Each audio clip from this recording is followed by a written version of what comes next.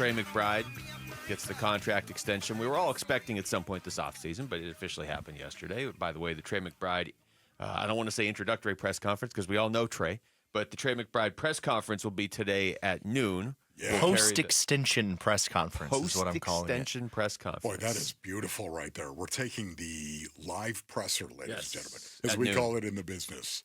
The presser. Yeah, we don't have time to say press That's conference. right. We don't. We say presser. Who says that? Some rookie in the business walking around. Are we doing the press conference today? We need to do a video, Wolf, You call it presser.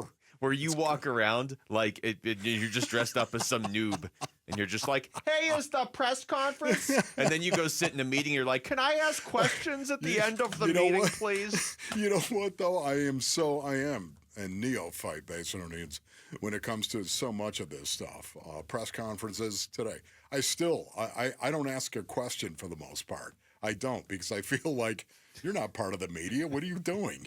Sit there and ask a question? What if we gave you like an old hat that had the word media shoved in, like a press card or something on the side of the hat? That'd be awesome. Like Every it's now from and the then 1930s. I let one rip. Oh, yeah. Every now and then, but I'm not big on that. Occasionally you'll ask if Kyler's going to be under center more at a press conference. Yes. Well, Trey McBride. So is Caleb Williams, by the way. Interesting. Trey McBride press conference. You'll hear it here during our show at noon. By the way, Jody Jackson's going to join us in like 10 minutes as well. What up, Jody? But, we got the Trey McBride news right towards the end of the show yesterday. We got to react a little bit in real time. But, now that you have almost 24 hours to take a step back from it and kind of think about other ways this could impact the team going forward, one of the things, Wolf, and I always wonder, like, if you're a fan of the team and you're driving around, like, how fired up do you get that a player that's already on the team is just still on the team? Well, because you already had Trey McBride. But then you think, like, you have the highest paid tight end in NFL history now for a reason. Yeah. He's been that good. And then you also think, it's not like he's been in the league for 10 years. He's still relatively new. He is. He could still get better.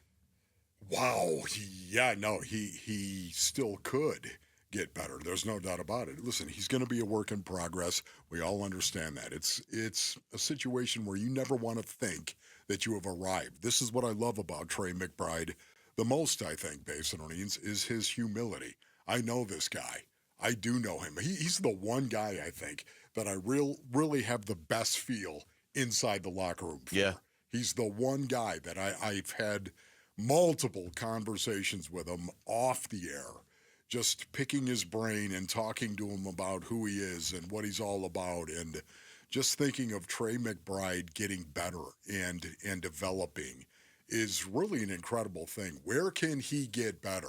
To me, man, he's a really good route runner right now. He's really, really good. When you talk about receiving, his receiving skills are top notch. He runs better routes than George Kittle. He does, in my opinion. Okay, his hands are fantastic. I think George Kittle's got him in the blocking still. I think he still can develop and get better in terms of blocking. Trey McBride, and I think Trey would look you dead in the eye and say the same thing. That's the biggest key when you're talking about somebody who, the Arizona Cardinals just paid him yesterday like he has arrived. And, in a lot of ways he has. He's gotten better each year, noticeably better. And there's a reason that he's in the conversation for best tight end in the NFL. And, that's a position the Cardinals traditionally haven't gotten a whole lot of offensive production from either. No. That's the other thing. This is a whole different dynamic when you have maybe the best tight end in the NFL on your team, and you traditionally really haven't been able to utilize that position, at least in terms of the passing game. They've had guys that can block before. Yeah. When have the Arizona Cardinals actually had a player where, I think it's happened in the past, but I'm interested to see what you say, where you look at the player and you say, oh, yeah, he's the best in the NFL. He's the best player at his position in the NFL. The only one I can think of off the top of my head is Larry Fitzgerald. Larry. That one comes quickly. Yeah. There was a couple years in there where Patrick Peterson was up near the very top. That position's always kind of debated. I don't know if there was like a clear-cut number one, but it felt like he was on the short list. But you're right. Larry's the first one that comes to mind where it's like, I think people around the country realize that he's probably the best receiver in the NFL right now. Yeah, no doubt about it. But I want to go back to the comparison also to George Kittle, because I think that There are 3 tight ends right now that I think are, well, maybe 4, but I'm just gonna do this. Travis Kelce, George Kittle, Okay. with Trey McBride right now. The reason why I say that is because I think you got George Kittle all the way to the left, basically. Just think about this. On the left hand, George Kittle, Okay. who's the best blocking tight end to me in the National Football League, who can still catch the ball and be a threat receiving. And then, of course, you've got Travis Kelce, who's on the right hand, who is the best pass receiving tight end in the National Football League and gets a block every now and then, okay?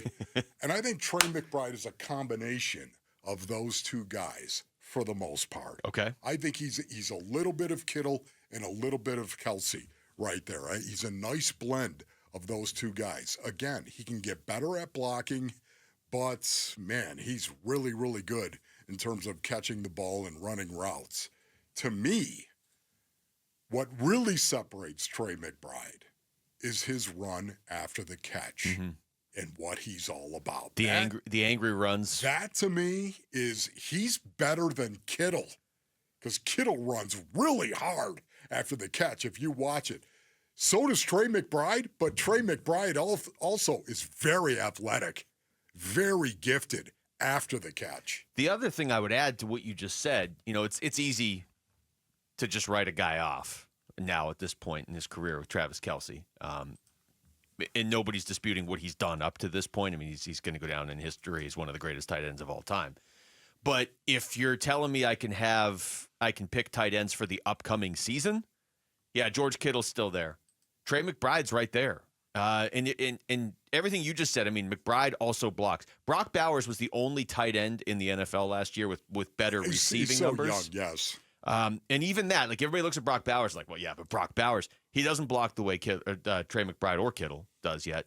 And even with the amazing season, but I think he's got the ability to. He was the 4th one you were going to say, right? No, Sam Laporta. Oh, really? As a matter of fact. I was wondering which one it was of those 2, because Laporta a year ago felt like he was in that conversation. Laporta had 400 less receiving yards than Trey McBride last year.